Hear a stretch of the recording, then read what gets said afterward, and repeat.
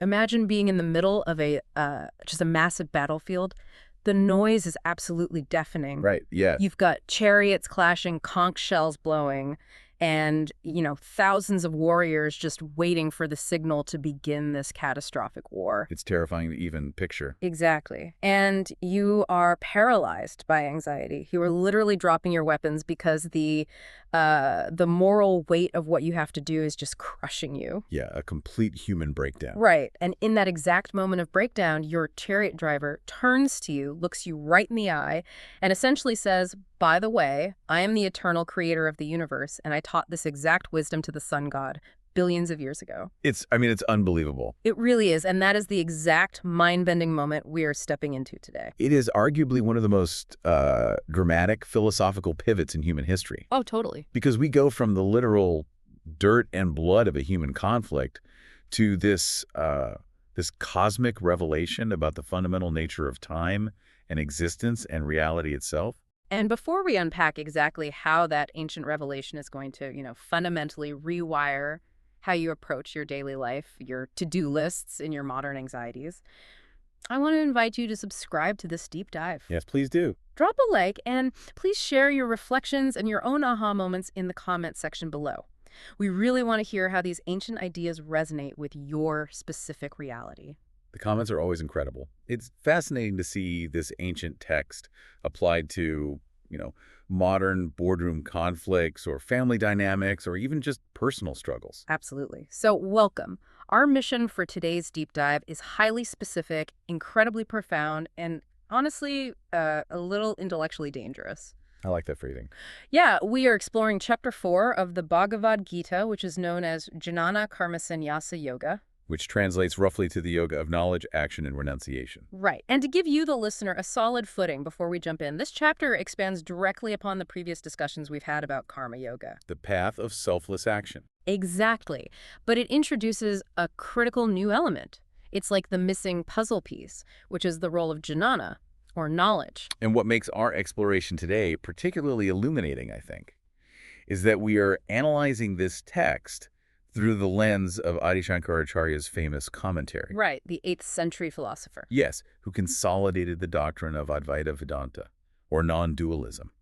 His perspective is vital here because he argues that, wisdom isn't just some abstract philosophical concept you ponder in a library. It's not just theory. No, not at all. It is an active, burning catalyst that transforms everyday, mundane action into a direct path to ultimate liberation. Which is huge. He's telling us that you don't have to flee to a cave in the Himalayas to achieve enlightenment. Right. You don't have to abandon your family or quit your career.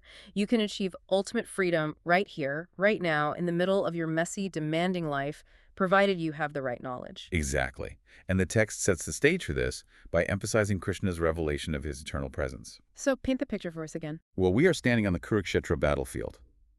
The warrior Arjuna is having a total existential crisis. And Krishna suddenly pulls back the curtain on the universe. He basically stops time. He essentially stops time, Right. yeah. Before Krishna can explain how Arjuna should act in this impossible situation, he has to establish the origin and the sheer weight of the wisdom he was about to impart. So let's start right there. I want you, the listener, to pay close attention to this moment because Krishna makes an incredible declaration that establishes the absolute timelessness of spiritual wisdom. Right. He says that he originally imparted this imperishable yoga to Vivasvan, who is the sun god. The sun god, wow. Yeah. Vivasvan taught it to his son, Manu, the progenitor of mankind. And Manu transmitted it to Ikshvaku, the first of the great king sages. The lineage here is deeply symbolic, isn't it? But also practically significant. Like, why the sun god? Why is Vivasvan the very first recipient of this specific knowledge? Well, think about how the sun operates. Because it's the center of the solar system. It's deeper than that, actually. The sun illuminates indiscriminately. It shines on the saint, the sinner, the palace, and the slum, completely equally. Oh, wow. It performs its duty constantly, literally burning itself up to provide life to the entire solar system. And it asks for absolutely nothing in return. That's amazing. It receives no praise, no payment, no reward. So it is the ultimate embodiment of karma yoga, selfless action, without attachment to the results. That makes perfect sense. So Krishna is giving the ultimate instruction manual for selfless action to the ultimate selfless actor in the universe. Precisely. And then the sun god passes it to Menu, the father of humanity, who passes it to Ikshvaku, the ruler. Right. What's crucial to notice here is the demographic. This spiritual wisdom wasn't initially given to recluses or monks living in the forest. Oh, interesting. It was given to kings. It was designed for people who are hyperactive in the world, the protectors and administrators of society. It was meant to help them govern with strength and clarity and detachment. But then Krishna drops a pretty tragic historical note, doesn't he? He says that although this knowledge was handed down in regular succession, it was ultimately lost, going to a long lapse of time. Yeah, the tradition snapped. Which is so sad. It is, but Shankaracharya's commentary provides incredible insight into what loss actually means here. It doesn't mean the books burned or the words were forgotten. No, what does it mean? It means the pure understanding was corrupted. As time went on, people's ability to discriminate between truth and illusion deteriorated. It's like a cosmic game of telephone. Exactly. Imagine a perfectly pure stream of water flowing down a mountain. Okay. As it passes through villages, people start washing their clothes in it, they dump waste in it, they divert it for their own personal farms. Yeah. By the time it reaches the ocean, it's just mud. The knowledge was diluted by desire, personal ambition, and the ego of the leaders. Wow. So the kings started acting for their own glory, not as selfless instruments of the universe. Right. And so the pure transformative power of the knowledge simply faded away. So the system is broken, the knowledge is corrupted, and Krishna says, I am bringing it back. I am giving it to you, Arjuna, because you are my devotee and my friend. But here is where Arjuna gives some very logical pushback. I always appreciate Arjuna in this text because he really acts as our proxy. He asks the skeptical questions we are all, quietly thinking. He really does. Arjuna says, wait a minute, your birth was recent. You were born to Vasudeva and Devaki just a few decades ago, but the birth of the sun god was at the very beginning of creation. Right. How am I supposed to comprehend that you, this physical man sitting right here in this chariot, taught this to the sun god billions of years ago? It is the most rational question in the world.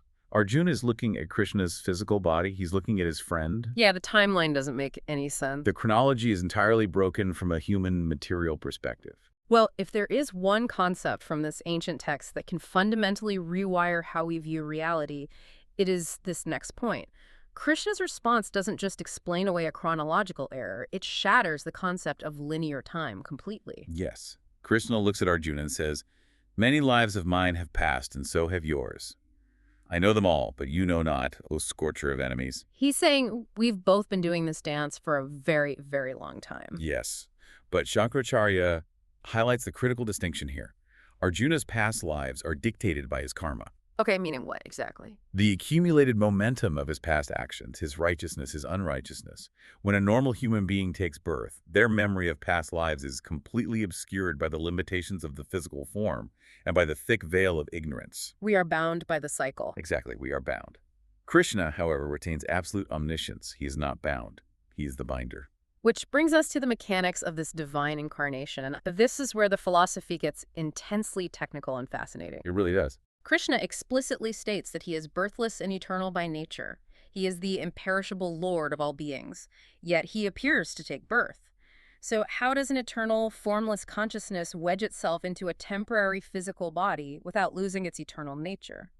To explain this, Shankaracharya breaks down two very heavy Sanskrit concepts, Prakriti and Maya. Okay, let's take those slowly. What exactly is Prakriti? So Prakriti is the primordial material nature of the universe. It is the fundamental substance out of which absolutely everything physical and mental is constructed. Like the building blocks of reality. Right. And it consists of three gunas, or operating qualities. Yep. There's sattva, which is purity, light, and balance. Then rajas, which is activity, passion, and movement. And finally tamas, which is inertia, darkness, and delusion. And every single human being is subject to this. Every single one. We are all products of and subject to Prakriti. Our bodies, our minds, our emotions, they're all just shifting combinations of these three qualities. We are born because our past karma forces Prakriti to build a new body for us to inhabit so we can experience the results of our past actions. So we are essentially passengers in the vehicle of material nature. We don't build the car, we don't pick the road, we just get strapped in. Exactly. We are completely under the spell of Prakriti. But Krishna is entirely different. He is the master of Prakriti. Oh, I see. He is not forced into a physical body by the momentum of past karma, because he has no karma. Instead, he exercises complete command over his own Maya. And Maya is usually translated as illusion, right? It is, but in this specific context, Shankaracharya describes it more as illusory energy, or the creative power of illusion. Krishna says he takes birth by subjugating his own character through his own Maya. So he's controlling the illusion. Yes, he uses his divine, unfathomable power to project a physical form into the world. Shankaracharya really emphasizes the phrase as if embodied, as if born. As if. That's a crucial caveat. Yes, to our limited human eyes, it looks like a baby was born, grew into a man, and is now driving a chariot. But in reality, the eternal, pure, conscious, and free nature of the Supreme never actually underwent any modification. It reminds me of the relationship between a video game programmer and the game itself, but on a cosmic scale. Oh, I like where this is going. Imagine a programmer who spends years coding this massive, sprawling, incredibly detailed open-world virtual reality game.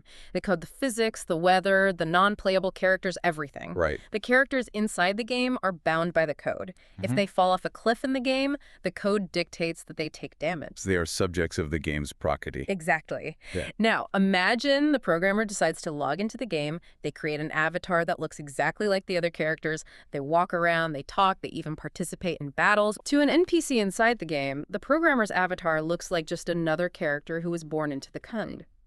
But the programmer knows the truth. Their actual consciousness is sitting outside the game, completely untouched. Right. They aren't bound by the physics engine at all. Exactly. If they want, they can rewrite the code from the inside. They are in the game, but completely free of it. That is a phenomenal analogy. The programmer enters the game intentionally, subjugating the code to their own will to achieve a specific purpose. They project an illusion of vulnerability and limitation while maintaining absolute mastery. And that leads to the next massive realization for you, the listener. Okay. Listen to this specific purpose because it's so important. Why log in? If you are the eternal, unchanging reality sitting in perfect bliss outside the matrix, why project yourself into the dirt and chaos of human history? What is the trigger for this divine intervention? Krishna outlines a trigger with absolute precision. This is one of the most famous verses in the entire Gita. He declares that whenever Dharma declines and Adharma increases, he manifests himself. Let's define Dharma, because that word gets thrown around a lot in, wellness circles, often just meaning your life's purpose, but in this context, it's much bigger than that. Oh, much bigger. The root of the word Dharma is tri, which means to hold, to maintain, or to sustain. Okay. Dharma is the fundamental underlying order of the universe. It is the ethical, moral, and cosmic glue that keeps reality from disintegrating into total chaos. It is virtue, righteousness, harmony. And adharma. Dharma is the exact opposite: vice, corruption, selfishness, the forces of disintegration. So Krishna is saying when the structural integrity of the universe is threatened by human corruption, the system intervenes. Exactly. He explicitly states his mission. For the protection of the pious, the destruction of the evildoers, and establishing virtue, I manifest myself in every age. I want to spend a moment on the psychological impact of that statement, because there is a profound, almost overwhelming comfort in the idea of a self-correcting universe. In what way? Well, look at how we consume information today. We are bombarded with news of wars, corruption, environmental collapse, and systemic injustice. It is incredibly easy to adopt a nihilistic worldview. Oh, absolutely. It's easy to look at human history and feel like things are constantly spiraling toward an inevitable, chaotic end. That the accumulation of greed and vice will eventually just break the world entirely. It's the feeling that the bad guys are winning and the system is permanently rigged. Right. But this ancient text provides a completely different paradigm. It suggests that the universe literally has an immune system. There is a cosmic balancing mechanism. I love that. An immune system. Yeah. When the scales tip too far toward darkness, when the fever of adharma gets too high, the universe itself, through this divine projection, pushes back to restore equilibrium. It implies that virtue and harmony dharma are the baseline state of reality. The universe actively defends that baseline. It is not a passive, cold, indifferent void. It is deeply, fundamentally invested in the triumph of righteousness. And Shankaracharya notes that this intervention doesn't just happen once. It is a recurring phenomenon in every age, whenever the necessity arises. So we have this breathtaking cosmic setup, the timeless lineage of knowledge, the concept of the divine programmer entering the simulation, the immune system of the universe restoring balance. Yeah. But here is where we must bridge the gap between cosmic theology and human psychology. Because Arjuna is still sitting on a chariot, and he still has a war to fight. He does. And you and I, we still have jobs to do, families to raise, and lives to navigate. If the divine can act in the world, fighting battles, destroying evil, administrating society without being tainted by karma, without getting stuck in the code, how on earth can we do the same? That is the pivotal question of Chapter 4. How do we take this theology and turn it into a daily practice? How do we act without getting trapped by our actions? To answer that, Krishna introduces a concept that completely melts the brain. He briefly mentions that he created the structure of human society, the four castes, based on people's natural gunas and duties. Right. But then he immediately issues a paradox. He says, even though I am the agent of that creation, know me to be a non-agent and changeless. He claims absolute responsibility for the architecture of reality, while simultaneously claiming he didn't do anything. And this launches us into what are undeniably the most cryptic, fascinating, and difficult verses of the Gita. Krishna says, he who finds inaction in action and inaction, he is the wise one among men. Let's pause and really look at this, finding inaction in action and action in inaction. So the text is essentially telling us that the person moving the fastest, doing the most, might actually be standing completely still. Yes. And the person sitting frozen in a cave might be generating massive amounts of action. How does Shankaracharya reconcile that physical reality with spiritual stillness? Well, Shankaracharya tackles this by completely dismantling our normal perception of identity. He says we have to understand the difference between how an ignorant person perceives reality and how an enlightened person perceives reality. Okay. And when he uses the word ignorant, he isn't being insulting. He means someone who is operating under the illusion of Maya, someone who hasn't realized their true spiritual nature. Which, to be fair, is about 99.9% of us on a daily basis. Exactly, yeah. According to Shankaracharya, the ignorant person mistakenly attributes action to the true self. How so? We wake up in the morning and we think, I am walking to the kitchen, I am drinking coffee, I am stressed about this email.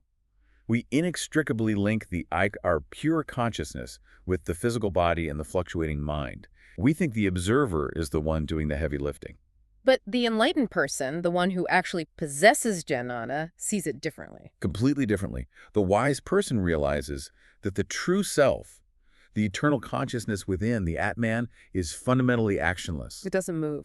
It doesn't move. It doesn't change. It doesn't have desires. It doesn't get hungry. It doesn't get tired. It simply is. It is the silent witness. So if the true self isn't doing the walking, the talking, or the worrying, who or what is? The machinery. The machinery. Yeah, the physical body, the senses, the intellect. In the language of the Gita, it is simply the gunas interacting with the gunas. The qualities of material nature are interacting with other objects of material nature. Okay, give me an example of that. Sure. Your vocal cords, which are matter, are producing sound waves, also matter, that interact with someone else's eardrums, matter again. The true self is just illuminating the entire process, like a light bulb illuminating a room. Oh, I see. The light bulb isn't participating in the conversation happening in the room, it just allows it to be seen. Let me try to build on the analogy we used earlier to make this even more visceral. Think about going to see a massive, high-budget action movie in a theater. Or even better, putting on a highly immersive virtual reality headset. Okay, let's explore that. You put the headset on, and suddenly you are in the middle of a high-speed car chase. There are explosions, cars are flipping over, you are swerving through traffic, villains are shooting at you. It is pure, chaotic, relentless action. Definitely. As a participant, your heart rate spikes. You start sweating, you feel adrenaline coursing through your veins. You are totally identified with the action. Right, your body's reacting as if the illusion is real. Exactly. But what is actually happening to the person behind the headset? Or, to go back to the movie theater, what is happening to the physical movie screen? The screen itself is doing absolutely nothing. It is completely still. Yeah. It remains white and blank beneath the projection. When a car explodes on screen, the canvas doesn't catch fire. When someone bleeds on screen, the canvas doesn't stain. Right. The screen is the true self. It is the silent, unchanging, actionless witness. The car chase, the explosions, the drama that is Prakriti, the material world, the body and mind performing their functions. That's spot on. The ignorant person puts on the VR headset, forgets they are wearing it, and thinks they are the one exploding. They see only the action, and they identify with it completely. But the wise person. The wise person is wearing the headset, navigating the car chase, swerving the wheel, but they never, for a single second, forget that they are sitting comfortably in a chair in their living room. They see the explosion, but they know their true self is in a state of perfect, undisturbed stillness. Exactly. They see the inaction, the true self sitting in the chair within the action, the intense car chase. That is a phenomenal way to grasp it. You don't have to stop playing the game. You just have to remember you aren't the avatar. Right. Now, what about the reverse? Finding action in inaction. Well, let me push back on this whole concept first, because this is where philosophy can sometimes feel like, a slippery slope. Okay. If I truly believe that myself is just an untouchable screen and that all actions are just nature interacting with nature, doesn't that become a very convenient excuse for apathy? Or worse, unethical behavior. If the ego isn't really doing anything, why should I care if I lie, cheat, or harm someone? I can just say, hey, it wasn't my true self, it was just my gunas acting up. Yeah, that is the classic misinterpretation of Advaita Vedanta, and Shankaracharya is very careful to guard against it. It's a crucial pushback. So how does he guard against it? Here is the mechanism you have to understand. The realization that I am not the doer cannot be faked by the ego. If you use this philosophy as an excuse to harm someone, it proves that your ego is fully in control, driving the selfish desire. You are acting out of rajas, which is passion and greed, or tamas, which is delusion. So a true realization of the actionless self inherently strips away the desire to do harm. Exactly. Think about why we do bad things. We lie to protect our ego. We steal to enrich our physical bodies. We harm others out of fear or a desire for dominance. Right, all ego-driven. All of those motivations require a deep, blinding identification with the physical body and the ego. Once you genuinely realize you are the eternal, blissful, complete self, what could you possibly need to steal? Nothing. Who could you possibly need to dominate? The realization of the actionless self naturally produces a life of profound compassion, duty, and harmony, because the selfish engine of the ego has been dismantled. The VR player doesn't cheat the game to steal fake gold coins because they know the coins are meaningless in the real world? Precisely. Now let's look at the flip side of the paradox. Finding action in inaction. Okay. Shankaracharya explains that an ignorant person might retreat to a forest, sit perfectly still in a meditation posture, close their eyes and think, I am doing nothing. I am perfectly inactive. I have renounced the world. But the text says that's an illusion. It is a massive illusion, because the very thought, I am resting, or look at how peacefully I am meditating, requires an I. It requires an active ego that is vigorously claiming ownership of that physical state. Oh, I see. The mind might be racing with pride, feeling superior to all the people still working in the city. The ego is highly active in claiming the state of doing nothing. So the wise person looks at that meditator and sees a storm of psychological action.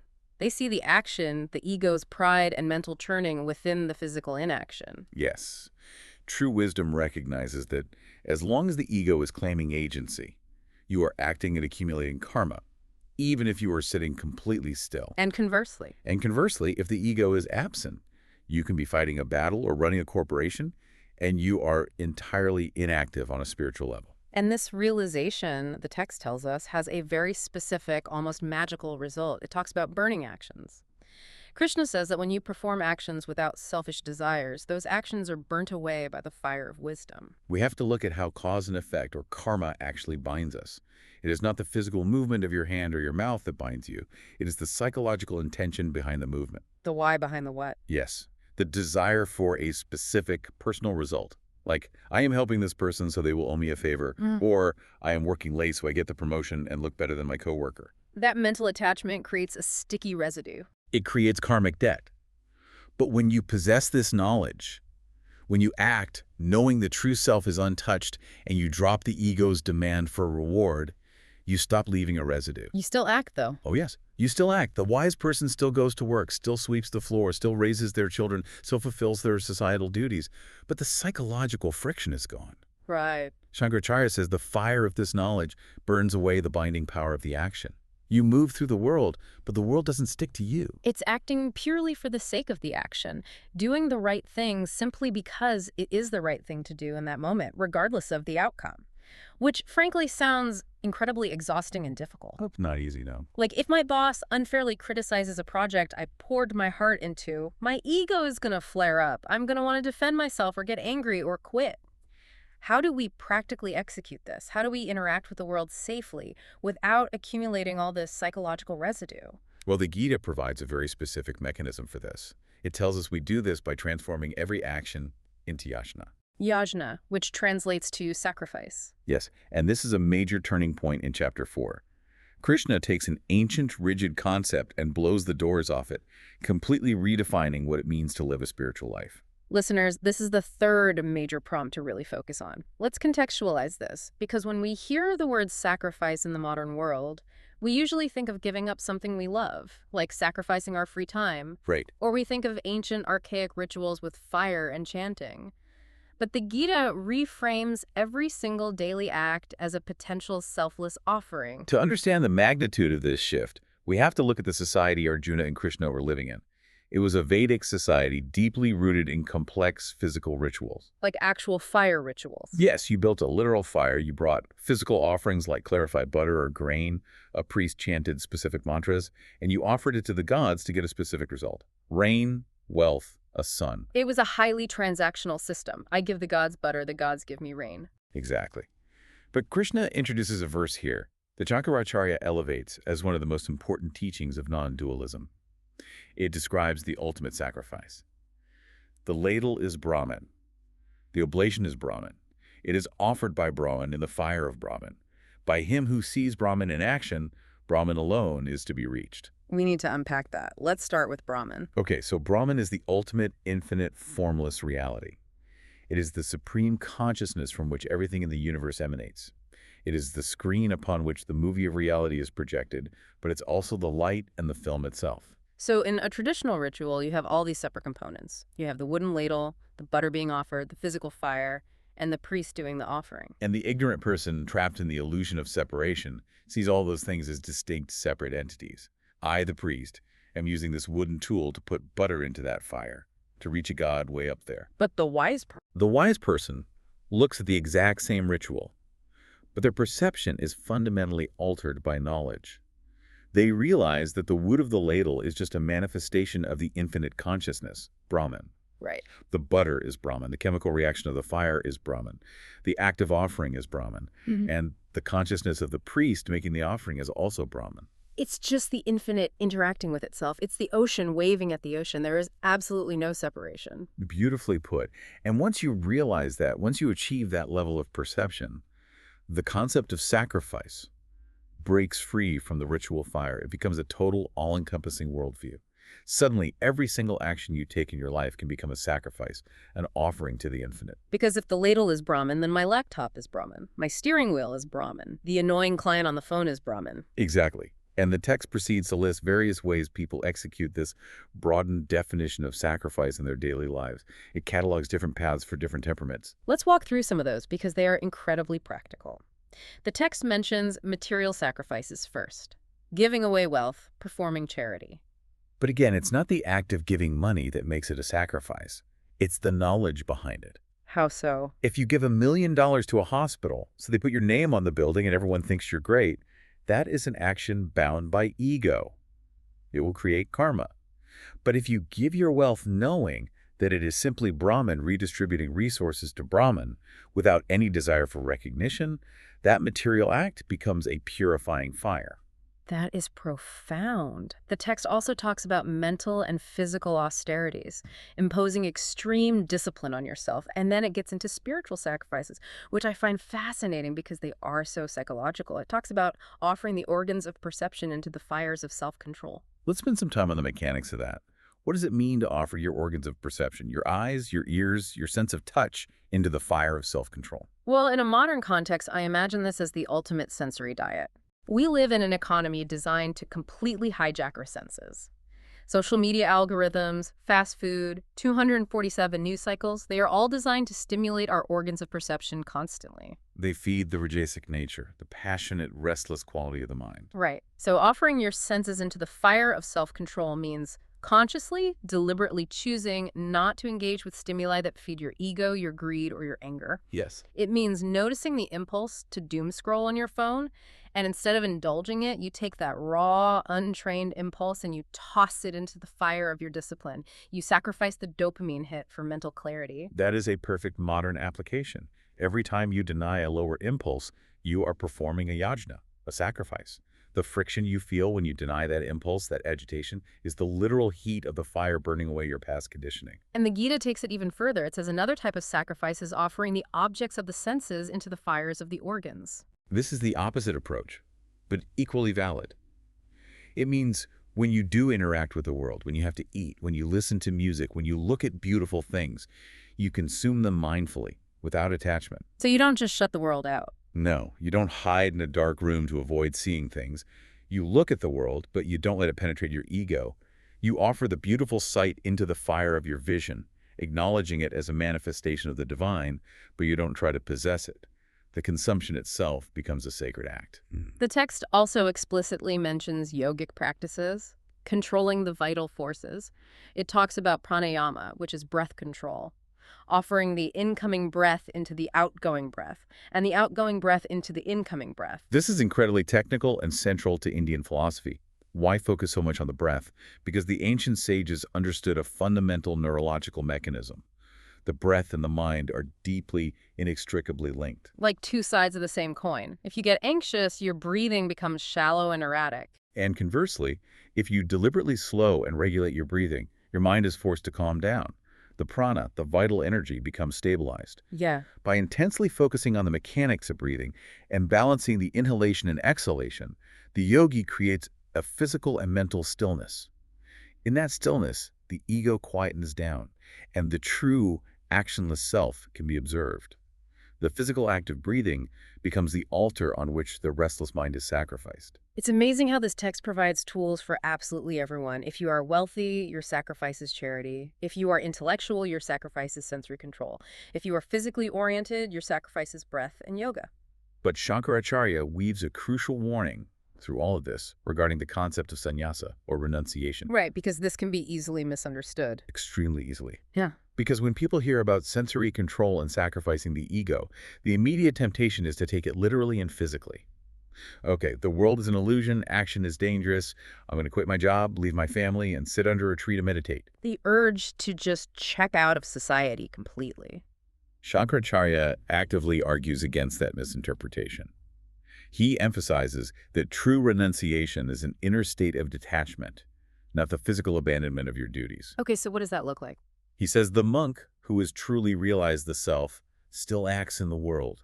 He eats, he walks, he teaches, but he acts merely for the maintenance of the body and for the welfare of the world, recognizing the non-existence of true action for the self. It's the inner attitude that changes, not necessarily the outer zip code. Exactly. Fleeing to a forest doesn't help if you take your turbulent, greedy ego with you. You'll just sit under a tree and be angry at the birds. Let's extrapolate on this reframing because it is so incredibly powerful for modern life. Imagine a scenario we all just dread. The morning commute. Oh, yeah. The worst. Usually, it is a massive source of stress and karmic accumulation. You are sitting in traffic, someone cuts you off, you are anxious about being late for a meeting. It's awful. Your ego is deeply attached to the result of getting to work on time, and it feels personally attacked by the other drivers. It is the perfect storm of Raja's passion, movement, and frustration. But what if you apply the ladle is Brahman philosophy to your Toyota? What if you reframe that entire commute as a daily yajna, a sacrifice to the infinite? I love this. You view the car as Brahman. The asphalt is Brahman. The irritating driver in the BMW who cut you off is just Brahman acting out a role in the cosmic play. You are simply performing your societal duty traveling to your job to provide for your family, and you are offering that time that required patience into the fire of the universe. That shift in perspective completely alters your psychological reality. The traffic doesn't magically part for you. You still have to drive the car. You still have to brake. Right. But the psychological suffering, the anger, the spike in cortisol, the feeling of being wronged by the universe, all of that gets burnt away. You are performing the exact same physical action, but without accumulating the toxic residue. You turn a mundane, irritating task into a sacred ritual. And if you can do that with traffic, you can literally do it with everything. Doing the dishes becomes a sacrifice of cleanliness. Sending a difficult email becomes an offering of clear communication. And having established all these varied and beautiful types of sacrifice, material, physical, psychological, the narrative of Chapter 4 moves to its absolute climax. It asks a vital question. If you have limited time and energy in your life, where should you invest it? Which of these sacrifices is the most potent? Krishna makes a bold, definitive assertion here. He tells Arjuna, knowledge, considered as a sacrifice, is greater than sacrifices requiring materials. O son of Pritha, all actions in their totality culminate in knowledge. This was a revolutionary, almost dangerous statement to make in a society whose entire religious economy was based on elaborate, expensive physical rituals. Oh, for sure. Priests made their living performing these material sacrifices. And Krishna comes along and says, all the gold, all the butter, all the physical austerity in the world pales in comparison to the sacrifice of jnana, the pursuit of true wisdom. Why, though? Why is knowledge superior to action? Because actions, by their very nature, are finite. You give $1 million to charity, eventually the money is spent, you hold your breath for 10 minutes, eventually you have to exhale. Right. The results of actions are temporary. But more importantly, what is the actual purpose of all those actions? Why do you perform charity? Why do you meditate? Why do you control your senses? To purify the mind, I'm guessing. Exactly. You do all those things to scrub the mud off the mirror of your mind. And why do you want a clean mirror? So that it can clearly reflect the ultimate truth, the knowledge of your true actionless self. I see. All actions, all sacrifices are just stepping stones. Knowledge is the destination. Once you arrive at the destination, the stepping stones have served their purpose. The tools are discarded once the house is built. Yes. Action prepares the soil. Knowledge is the seed that liberates. So, if this profound knowledge is the ultimate prize, the key to living in the world without suffering, how do you actually get it? The Gita doesn't leave us hanging. It gives us the specific prerequisites for acquiring this wisdom. And I really want to point out how utterly countercultural, how deeply offensive these prerequisites might seem to our modern sensibilities. Let's look at what the text demands. Krishna says you must approach this knowledge through 3 things: prostration, inquiry, and service to a wise teacher who has realized the truth. Let's break those down. Okay. Prostration means genuine physical and mental humility. It means bowing down.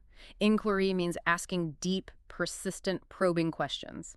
And service means actually dedicating your time and energy to a teacher. How do you see that contrasting with our current culture? I mean, we live in the era of instant gratification and the illusion of omniscience. If we want to know the secrets of the universe, we expect to type a prompt into an AI or search Google, scan a Wikipedia page for 30 seconds and just, possess the knowledge. That's so true. We feel entirely entitled to information.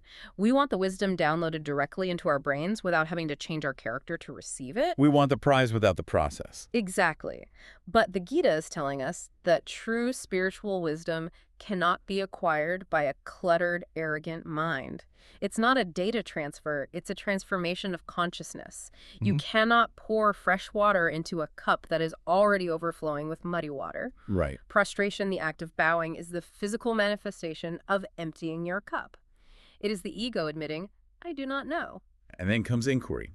Notice that it doesn't say blind obedience. Right. It demands active intellectual engagement. You have to ask the hard questions, just like Arjuna has been doing this entire time. But you ask them from a posture of humility, not from a posture of trying to prove the teacher wrong. And finally, service. You serve the teacher.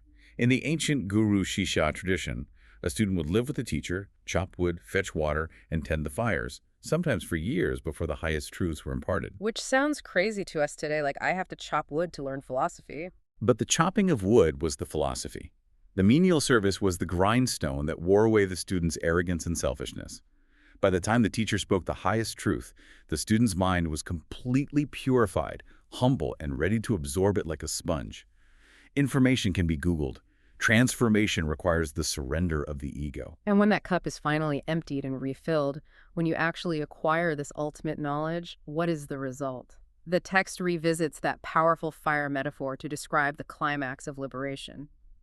Krishna says, as a blazing fire reduces pieces of wood to ashes, similarly, the fire of knowledge reduces all actions to ashes. Shankaracharya provides a critically important, highly technical caveat here that we really must explain. Okay, what is it? When Krishna says it burns all actions to ashes, it means it completely destroys the karmic residue of past actions that haven't yet sprouted, and it entirely prevents any future actions from creating new karma. It doesn't instantly vaporize your physical body. The enlightened person doesn't just disappear in a puff of smoke the moment they realize the truth. No, they do not. And the reason why involves the three types of karma in Hindu philosophy. Okay. You have Sanchita karma, which is the massive warehouse of all your past actions across multiple lifetimes. You have Agami karma, which is the future karma you are generating right now. The fire of knowledge incinerates both of those completely. The warehouse is burned down, the factory is shut down. Yeah, but there's a third type, right? Yes. Prarabdha karma. This is the specific slice of past karma that was allotted to create your current physical body and your present life situation. Shankaracharya explains that the karma that caused this specific birth has already been set in motion. The classic analogy for this is the archer. It is the perfect analogy. Imagine an archer with a quiver full of arrows. They pull one arrow out, notch it in the bow, pull back the string, and release it. The arrow is flying through the air toward the target. Suddenly, while the arrow is in midair, the archer achieves ultimate enlightenment. They realize the true self. So what happens? Because of their enlightenment, they take the entire quiver of remaining arrows on their back and throw them into the fire. They will never shoot another arrow again. That is the destruction of past and future karma. But what about the arrow that is already flying through the air? You can't call it back. Exactly. It has left the bow. It must follow its trajectory and hit its target. That flying arrow is your current physical life, your prarabdha karma. Wow. The enlightened person must continue to live out their natural lifespan. Their body will still age. They might still experience physical pain. They must ride out the momentum of their current existence. But internally, they are completely free. They are generating zero new karma. They are just watching the arrow fly until it finally lands. They are riding out the momentum in a state of absolute peace. And that incredible image brings us to the conclusion of the chapter's walkthrough. It does. Krishna looks at Arjuna, who has just been given this massive, universe-altering download of information, and gives him a powerful, direct command. He says, "Therefore, severing with the sword of knowledge this doubt of yours, stand up, O scion of the Parada dynasty, and take recourse to yoga." It is a rousing call to action. Krishna isn't telling him to meditate on this for the next 10 years. He's saying, you have the knowledge. You know your true self is untouchable. You know you must act without attachment. Now take this sort of wisdom, cut through your paralysis, stand up, and do your duty on this battlefield. So as we bring this back to our reality, what does this all mean for us? Let's synthesize this complex ancient philosophy into actionable takeaways for you, the modern listener. We've talked about sun gods, video game programmers, movie screens, and flying arrows. How do we apply this tomorrow morning? The absolute brilliance of Chapter 4 is how it perfectly harmonizes two forces that humanity has constantly tried to separate: knowledge and action. For centuries, people thought these were mutually exclusive. You either acted in the world and were inevitably corrupted and bound by it, or you retreated into the forest to seek pure knowledge and did absolutely nothing useful for society. The ultimate false dichotomy. Yes. This chapter shatters that dichotomy entirely. It proves that knowledge doesn't mean sitting in a cave staring at a wall. True knowledge means acting in the very center of the world, dealing with all of its chaos, its demands, its difficult people, and its crises, but doing so with a mind that is purified, detached, and anchored in the eternal. It is the inner state of the actor that matters, not the external location of the action. Precisely. Think about what it means to live purposefully today. We are all dealing with an intense daily grind. The endless emails, the financial pressures, the family obligations, the societal expectations. It is so incredibly easy to feel overwhelmed, to feel like we are just hamsters running on a wheel, exhausted by constant, relentless action that never seems to lead to lasting peace. And we have to recognize where that exhaustion actually comes from. It rarely comes from the physical exertion itself. The exhaustion comes from the intense psychological friction of our attachments. Yeah, that's so true. We desperately want this promotion. We are terrified of that failure. We are craving this specific person's approval. Every single action we take is loaded down with heavy, exhausting expectations and fears about the future. But if we apply the wisdom of the Gita, we can fundamentally align our everyday actions with a higher reality. We don't have to change what we are doing, but we desperately need to change the why. Exactly. We can learn to act simply because it is our duty, because our action contributes to the Dharma, the harmonious order of our family, our workplace, or our world. We can perform the action with excellence and then let go of the result completely. To summarize Shankaracharya's ultimate thesis in this commentary, Yeah. it is knowledge, and knowledge alone, that purifies action. You cannot purify your actions by stopping them. You cannot run away from your karma. You purify your action by bringing the blinding light of wisdom to it. That knowledge strips the action of its binding qualities, its ability to create suffering, and miraculously turns the very act of living, breathing, and working into a direct path to ultimate liberation. It's turning the poison into the medicine. Beautifully said. You use the very actions that used to bind you to set yourself free. So as we wrap up this deep dive, I want to deliver our core takeaway directly to you. If you remember nothing else from this entire hour, if you forget the Sanskrit terms and the historical lineages, remember this one profound truth. When guided by wisdom, every action becomes a sacred offering. Whether you are leading a massive corporation, fighting for justice on a literal battlefield, or just quietly making dinner for your family at the end of a long day. Exactly. When guided by wisdom, every action becomes a sacred offering. Thank you so much for joining us on this incredible journey through Chapter 4. Please hit that subscribe button, like this audio, and go down to the comments right now. Yes, tell us your reflections. Which analogy struck you the most? How are you going to apply the concept of Yajna to your life? We genuinely want to know. We read them all, and your insights continually add depth to this ongoing conversation. And we are nowhere near done with the Gita. Build up your anticipation, because next time we're continuing this exploration right into Chapter 5, which is Karma Sanyasa Yoga. We're going to dive even deeper into the razor's edge between renunciation and action, and how to master the mind. But before we go, I want to leave you with a final lingering thought to mull over tonight. We talked at the very beginning of this session about how much we like our lives to be like a clean ledger of cause and effect. We want to see the results of our work. We do. But we also know that burnout, chronic fatigue, and emotional exhaustion are the defining epidemics of our modern time. Everyone is tired.